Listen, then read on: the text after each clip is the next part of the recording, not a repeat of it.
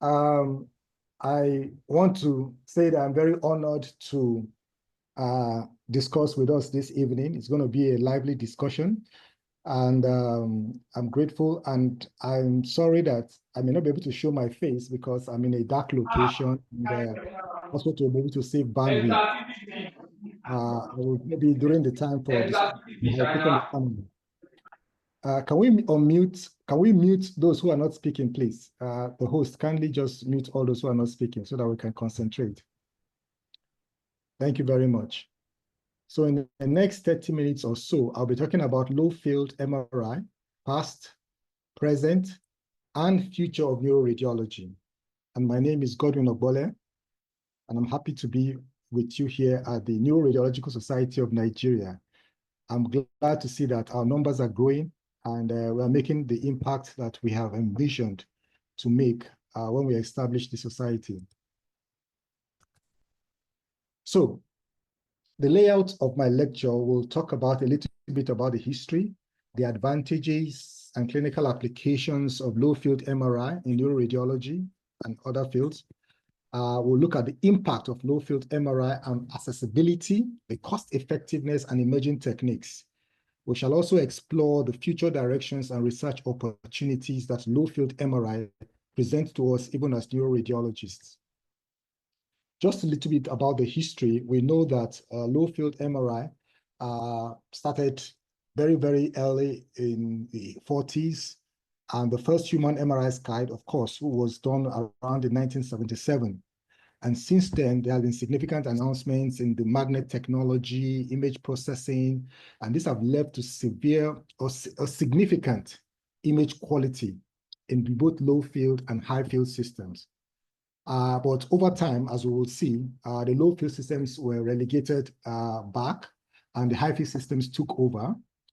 But as we shall see, the high field systems, as they continue to grow, there was a little bit of disparity in the spread of this growth. So what is MRI, like? Just let's say, what is MRI like? Okay, I would liken MRI, like a marriage. It's like you spend, so much time trying to understand it, and then by the time you get to understand it, it costs so much to maintain. I don't know if some of us get that joke. But MRI is like a marriage. It's very, very difficult to understand, and it costs a lot to maintain. One of the things I want to say about MRI also is that because of the distribution of MRI, if you look very carefully, if you get a stroke, maybe in a busy or city in somewhere in Abia State or in Lantang, in Jos or somewhere, and you need to have imaging done. Is it possible to get it done? It usually might be very difficult because these systems that are needed to provide imaging to be able to diagnose things like stroke, traumatic brain injury, early signs of tumor or things like that are not available in most centers in Africa. So it's a very challenging thing. Like I said, the early pioneers of MRI started with systems as low as 0.2 Tesla or even less. And these low systems were the building blocks of what we have today in the imaging revolution. And these were pioneered by people like Raymond Damadian, Labouteur, and other great workers in the field. Low-field MRI has been overshadowed, as most of you know, by the 1.5 Tesla systems and the ultra-high field systems like the 7T and beyond, because of the need to increase contrast to noise ratio, signal to noise ratio, and even spatial resolution. So these things have evolved. It's like, the low-field MRI has evolved to things like a Ferrari, but we still have things like the low-field MRI in place. So it's like, the low-field MRI is in place, but it's like a bicycle. But now we have the Ferrari, and most people who are able to afford it go for the Ferrari. But it does not change the fact that even though a bicycle is sometimes more practical, and more, useful in certain circumstances, people still want to have the Ferrari. And that is the interesting, let's say, the interesting oxymoron kind of a thing that you have with the technology. People, depending it is, can be very expensive, or sometimes you can have the practical aspect of it. Okay, even in MRI, even in Africa, most of us in Africa started with low field MRI as well. And because it is cheaper to install, cheaper to maintain, and it's in the hot and humid climates like that of Africa, it is what can even easily survive. So you can have, instead of having an AC, you can have a fan. So that is the kind of thing that we see in Africa. But we know with high field MRI that the higher you go, the more you see. Just like I talked about spatial resolution. If you go higher, if you have more signal strength, you can see. And I have been privileged to work on both sides of the coin. I've been able to work with the 0.2 system, 2.2 Tesla system in my work at UCH. And I've also been able to go even high enough to be able to experience things with the high field systems in Oxford, where I worked with Peter Jezzard. Here you see on the left of the screen, you see my picture with people like Daniel Alexander, Daniel. This was a work we did working with 0.2 Tesla systems and trying to see how we can do image quality transfer to obtain better images on our 0.2 systems working on epilepsy cases. So interestingly, sometimes defining what low field is can be very confusing. And the ISMRM Low Field Study Group have made a recommendation. And what they consider right now to be low field are systems that are maybe between 0.1 Tesla or 0 to 0.1 Tesla. And things that are middle field are things that maybe like even up to 1.5 Tesla is considered as middle field. And anything between 1.5 and 3 Tesla is considered as high field. And anything that is considered more than 3 Tesla is considered ultra high field. So when I talk about low field, I'm talking about anything in the range of 0.0 to 0.1. These are the systems. And but most of the systems that we consider as low field are things like 0.2 Tesla. So when I talk about low field, I'm talking about things that are less than 0.1. And here you can see the hyperfine system figured here on the extreme left, showing you it is a 0.064 Tesla system. And this, I'm sure now you can find out that even the range of magnetic strength has grown, even to the level of having 14 Tesla systems. So these systems are growing, and it's important to know that even though as these systems are growing, the distribution of these systems are not equitable. They are not uniform. Here in this graph, you see that the distribution of MRI systems around the world, and the red portions are the parts that have low MRI, which is called the Global South. So most of the MRI technology that has transformed healthcare is mostly recognized or available in the Global North. And this has restricted, the impact of healthcare changes on technology in the Global South. But so a lot of innovators have come up with the idea that it's possible that if we could have changes, if we could have reasons what we could do to affect global access. And certain questions have actually come up. And one of the questions is that there's a need to be able to put research and clinical issues, side by side, to be able to make research more available in the Global South, make clinical access is also available in the Global South. Because what you find in the Global South is most of the systems that are available are just for clinical use.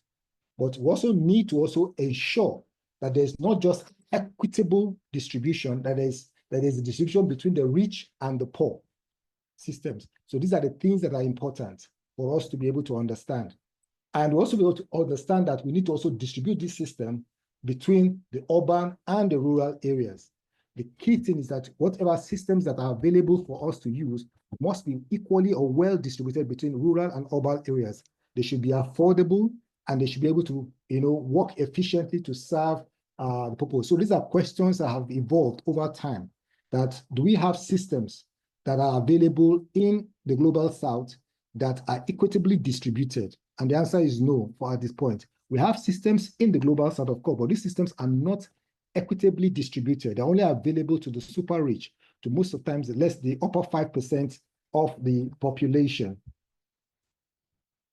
So yeah, because of this, there are challenges in Africa. Africa is where we reside, and the two key factors that are major challenges in Africa are infrastructural challenges and institutional and training challenges. We do not have enough institutions that train people in the technology of Africa. And one of the other key infrastructural challenges we have is that most of the equipment that we have in Africa they are usually very expensive to obtain, or the ones that have been obtained are already getting obsolete. And usually we do not have enough electricity, internet, or PAX system to be able to manage these systems. And then the maintenance culture in most African countries is very poor. And there's a very low number of biomedical engineers or even availability of spare parts to handle most of these systems. One of the key problems, as you will see, is the distribution of electricity in Africa. This graph here shows the distribution of electricity in Africa. And you can see in sub-Saharan Africa, there is what you call energy poverty. And there was a study that was done by Mena et al. To look at the neuroscience output in the last 20 years. And this correlates very well with the electricity distribution in Africa. You can see the areas in Africa where there's enough electricity, just like in North Africa and in South Africa, you see that the output corresponds. So there's a correlation in terms of infrastructure, especially electricity, with research output. So these are the challenges that happen mostly in Africa, and there's the need to be able to address these challenges if we're going to talk about good global access. One of the other challenges we have, of course, is the availability of the tools to use. Technical expertise, availability of jobs. Most of the original manufacturers of these equipments are not in Africa. And so there are fewer opportunities. And most of the personnel also in Africa are not available. Most of the people who gain this experience usually leave for the West. So there's a challenge. Another challenge again is funding. Funding is a major challenge in Africa for having good access to MRI technology. Most of the funding we get are not domestic. They come from international funding, but it's very poor local and domestic funding. So accessibility for MRI use in Africa is a major challenge. And these are the reason why we have to ask these important questions. How can MRI scientists help the clinical environments in underserved communities? How can we get reliable MRI quality, in the most challenging circumstances? How do we ensure that images that are obtained within these environments are clinically relevant? And with poor technologies experience, is there a way to develop systems that are bulletproof in the sense that you have less chances of errors? And then, is it possible to avoid all this hype of having a Ferrari or having a Bentley, like I said in my previous talk, compared to a Beetle that can be able to deliver the stuff? So these are questions that we need to address if we talk about accessibility in Africa. So what are the solutions? The solution, in my perspective, is that we need to find clinical tools, like low field MRI, to be able to address major neurological challenges in our environment. And these are things like stroke, traumatic brain injury, screening for large tumors, hydrocephalus in children.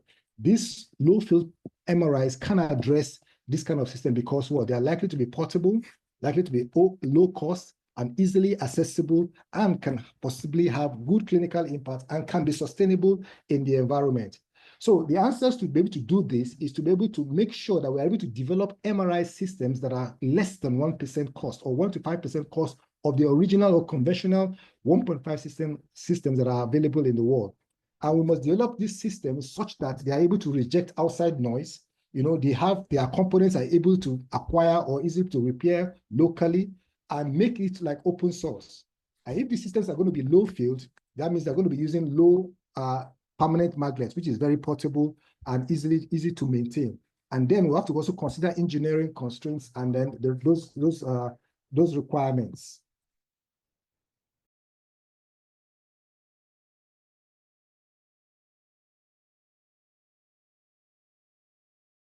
So the other important thing is to know is that we need to get systems because of electricity challenges in Africa to be able to get systems that can run on batteries or systems that are easily operatable by medical technicians, nurses, or something like that. So a system that is an intelligent, is low cost, is low power, is modular possibly, and it requires very little expertise. These are the kind of systems that I believe can function in places like Africa. So when we compare low field and high field systems, we see that the most ideal are systems that are what? That can provide what you call that are low cost, that can be operatable in very simple environments. And these are the systems that can be ideal for general diagnostics. These are the kind of systems that can operate in this environment. And that's why low field MRI, in my opinion, will be a significant game changer in places like Africa and in our own specialty in neuroradiology, because it is going to be cost effective, it will have better access, and it can be made to be patient friendly. And we can be able to use it to be able to assess tumors, things like stroke, multiple sclerosis, and possibly in the near future, do things like even assess things like dementia, which is a growing concern in our environment. So this is just to show you a comparison of what low field MRI or the new low field MRIs have been able to do in the last couple of years. If you look at this system, these are simple systems that have been developed and been tested or compared with high field systems like 3.5 to assess things like meningiomas, to assess things like stroke. And if you look at the image quality are not, of course, there's a difference, but you can see that in terms of clinical diagnostic abilities is not different. You can still make out the difference. You can still make out the diagnosis even with a low field. With a less than 0.1 Tesla system, you can actually make a diagnosis of meningioma. With a less than 1 Tesla system, 0.1 Tesla systems, you can still make a diagnosis of stroke. So these systems are important for stroke, for intracerebral hemorrhage, even for understanding changes in the brain in cardiac arrest, and also looking at pediatric hydrocephalus in children, even assessing white matter hyperintensities. The difference between a low field MRI and a high field MRI are minimal. So these systems are relevant in countries like Africa. And with the growing technology these days, we are looking at whole body MRIs with low field systems. But my advocacy is that, look, for now, we in Africa can even begin to use these systems in rural areas, in community people where people cannot afford have high economic power. They can be able to have access to these systems to use. And that is why I'm very interested with the work of people like Andrew Webb and Jones, where they have been able to partner together to begin to build a prototype of an MRI system. And they've published this in Nature, where they described the 5 steps that can help develop these technologies in Africa. One of the steps is to be able to improve low field technology, is to build physicians' confidence, and then to prioritize open source approaches such that these tools can be made, the technique can be made available, the resources can be made available for other engineers to be able to couple them and use them. And then, of course, harness AI tools, artificial intelligence tools, to be able to use them to improve these systems. So these are systems can be made sustainable. And the prototype that was built in Uganda made a real difference. The most common available scanners right now that we know, the low field scanners, the ultra low field, in this case, ultra low field scanners are the hyperfine systems. There are other systems, but they're simple. The hyperfine system is the only one that has been FDA approved and is relevant for use in places like Africa. Because why? The reason why I would say it's one of the systems, because it is portable, it is low field, it is relatively low cost, and it's accessible and can also show some clinical impact. So people like Andrew Webb, who have also wanted to say, look, this is their goal, to be able to make machines that are less than 1% of the current MRI scanner. This is an achievable goal that we think we can work with. And also working with people like Daniel Alexander that have also been able to see how they can use AI tools to improve this quality of these systems is essential for us to consider. And of course, Hyperfine is making waves in terms of putting some of these systems for research purposes, working with Bill and Melinda Gates Foundation across Africa to put some of these systems in some countries to do studies in children.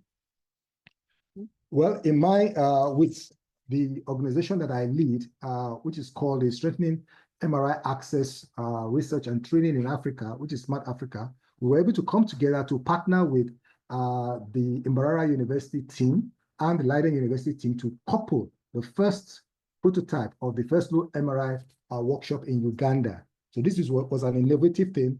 It was something that was possible because of purpose, because of passion, because of partnership, and because we'll work with precision and when we maintain our willpower to be able to achieve some of these goals. So today, we can confidently say that low-field MRI is possible in Africa, and it can be useful to be able to make some changes. So the reason why I figure that it is useful in Africa is because it can serve a lot more people, and the cost can be made affordable, and then the outcomes, the clinical outcomes, can be as high as 1%, as 100%. So 4 things, in my own estimations, are needed to be able to do this. We need to be able to build collaboration, build competence, build capacity, and then work with advocacy bodies and campaign for what? For funding, local funding, domestic funding, for research in Africa to be able to achieve this. And talking about collaboration, I had the privilege of collaborating with several teams around the world, and have come to realize that this is the only way we can go, by stretching our hands to the global north to partner with them to build collaboration in Africa, to work with these low-field systems to be able to evaluate neurological conditions in our environment.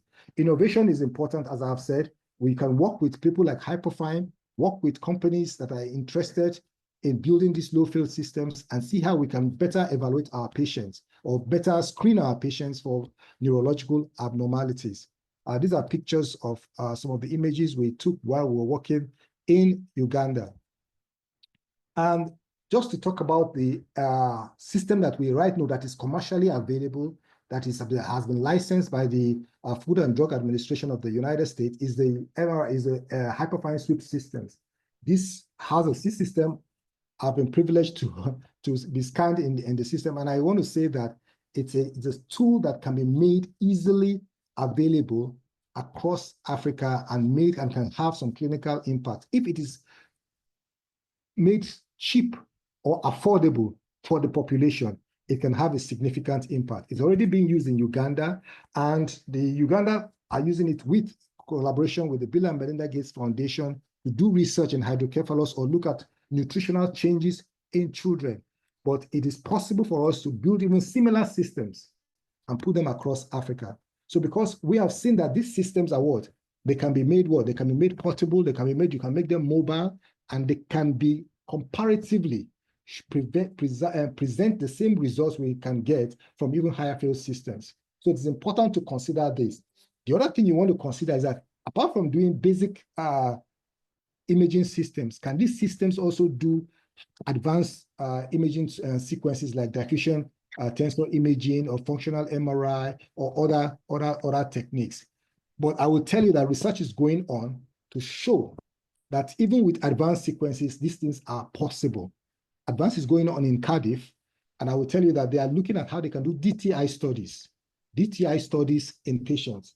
And this is a study done with a 3T system to look at, tractography in this using a 3T system with a connectome scanner.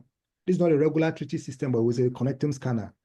This is not possible at this time with a low-field scanner, but you'll be surprised to know that at least certain steps have been taken to even approach, to be able to actually get enough signal to be able to make DTI sequences even with the Hyperfine scanner.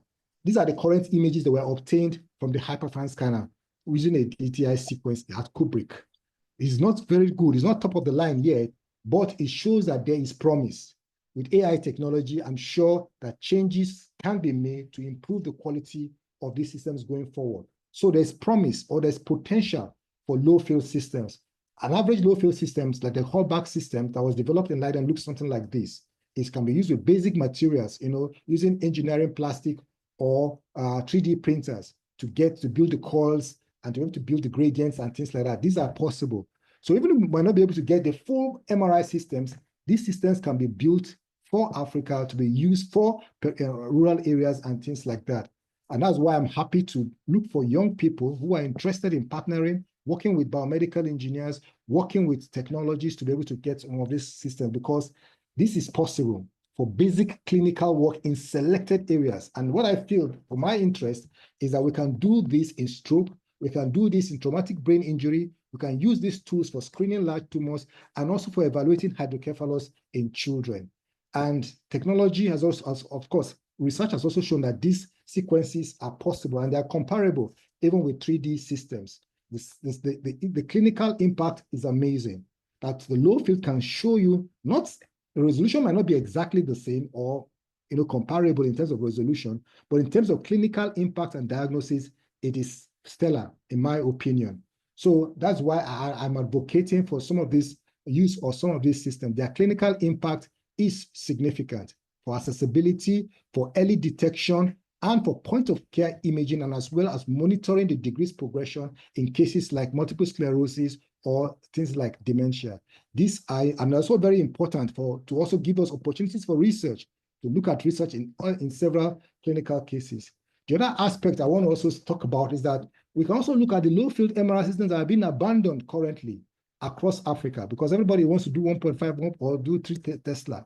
These 3 Teslas are not accessible by most of the population. Nigeria has a population of over 250 million people, but I can tell you that less than 10 million have clinical access to MRI systems, because most of the systems are concentrated in the high urban areas. So one of the things to look at is that, can we look at around Africa, look at around Nigeria, and revive some of these low field systems, collaborate with engineers to see how we can do that. And that is why at Smart Africa, this is one of our interests. We want to strengthen partnership with global organizations to be able to see how we can get partnerships to revive some of these systems across the country, not just Nigeria, but across Africa. We want to be able to manage training programs, improve MRI utility across Africa, upskill MRI scientists, and transfer knowledge from the global north to the global south to be able to do this. And to be able to do this, of course, already done this in Uganda. The Uganda has shown us that we can build these systems. These systems can be built, this system can be tested, can be validated for use in this region. So the Smart Africa Network, which, of course, by the grace of God I lead, is able to reach out to people across the globe to bring them together to help us make changes in our environment. We've been able to do workshops in Uganda, in Ghana, and Tanzania. So these workshops are opportunities that we have used to reach out to people to see how we can bring these changes in Africa. I'm a very strong advocate for distributing, increasing access to especially people with neurological disease across Africa by using these low-field systems. And I think they have an impact. And that's why we are leveraging on the connections we have with ISMRM to build exchange programs to see how we can collaborate to increase accessibility of knowledge and information with people in Africa who are interested in MRI technology. It's important. The first meeting we had, the ISMRM conference we had, was in Ghana, in Accra, Ghana, and this was the inauguration of the committee that oversees MRI scientists in Africa. And we're hoping that going forward, this will grow. Young people will come on board into this organization to work with people from across the globe to increase, access to information, and then to improve exchange programs that can improve accessibility to MRI technology in the region. So most of the structure of our workshops basically are things that we do: basic MRI lectures, case-based teachings, interactive sessions, mentorship programs, hands-on exposures, and of course, social networking to be able to do some of this to relax and gain information at the same time. So these are the people we work with in Uganda to put together the first prototype of the MRI system, of the low-field system, which has I will tell you, very, very, very significant or potential to improve research in the low-field technology.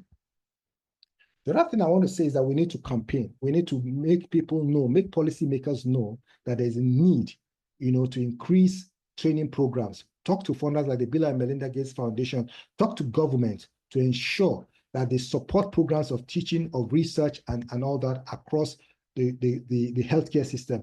And MRI, of course, is a top equipment that you can use to solve most diagnostic problems in healthcare. And the future direction is definitely provides us with a lot of significant opportunities. We can further improvement in image processing using AI algorithms, improved new pulse sequences, and then by the integration of AI, we can begin to improve the image quality in these systems. The global trend now is to what? Is to work with these low field systems, because even in ICUs in advanced countries, AI has helped them to be able to use these systems more efficiently. You can be able to do quantitative analysis, and it's becoming more efficient and more cost effective. So these systems developed by Hyperfine and approved by the FDA, you already also have license in Europe and countries like Australia and New Zealand, but are not yet licensed in Nigeria. Our hope is that these systems will become more widely available for us to use. The Unity study, which is the ultra-low field neuroimaging in the young, that is sponsored by the Bill and Melinda Gates Foundation, it has put at least 25 of these systems across countries in Southeast Asia and in Africa. And they are doing research, and I think we should also look forward to leverage on this research that they are doing to expand this research in other countries that are not yet using these low field systems, because they have significant potential for increased accessibility in the region. But it's not only Hyperfine that is working in the low field technology area. We have companies like Multiwave who are building who already have built these portable MRI scanners and are collaborating with Mount Sinai. Let me go back. And are collaborating with hospitals like the Mount Sinai Hospital in New York, with Brighton and Sussex Medical School in the UK, and with the Michel Simon Hospital in France. So these are other players that are coming on board, because these low field systems have potential to change and increase access to people who are underserved, and can help us in improving neurological care in places like Africa. The important thing you need to know is that like in Uganda, where a child that a low field MRI was able to diagnose a brain tumor, and that child, without that MRI, low field MRI, that child would not have been able to have the appropriate diagnosis and be treated. But in Uganda, this was impossible. So these are the cases you will have to understand that even though they have low resolution, but they have they can be clinically relevant images that can help in diagnosis and in treatment. Just to say that if you use an iPhone to take a selfie, fine, that's good. But if you use an old camera for a family picture that you understand, you can still make out the people's faces, because you already know them. So they are taking pictures, but the two pictures, one might be high resolution, the other low resolution, but they can be still clinically relevant. So it's just to let you know. So here is a case, of course, of three systems. You have the 1.5 system, you have the 3T system, and you have the 0.3 system. Of course, in cases like subtle cases, as you will see here, where you have a small focal cortical dysplasia that was identified, that was not even clearly identified on the 1.5 system, only on the 3T system, you will find that the 0.3T system, if you look closely, you can see that it may also be identifiable. But what we're advocating for is not that the the low field systems can be able to diagnose all neurological conditions. No, they should be they are tailored built or targeted for specific conditions, for emergency conditions that the clinicians can be able to make a diagnosis and be able to institute treatment within a short time. That is the advocacy that we are making. Not saying that all the neurological conditions must be treated by a 1.5 cell. So in my estimation, the low field systems for neurology or neuroradiology is a game changer. It is portable. It can run on batteries. It has potential to be used in rural clinics. And with AI technology, we can use better reconstruction techniques and provide very high quality images. And so AI with this kind of images, like using an Instagram filter, you can enhance the quality of the image to see it better, to make it look prettier. But the key thing is not just to make it look prettier, is to make it more relevant. And that is the important thing. We can make the images not just prettier, but smarter, in the sense that you can integrate AI technologies to some of these tools to be able to do imaging analysis and give you even guidance to what is possible, assistance to clinicians or to nurses or technicians who may not have direct access to a radiologist. So these tools with AI can be a game changer in the future.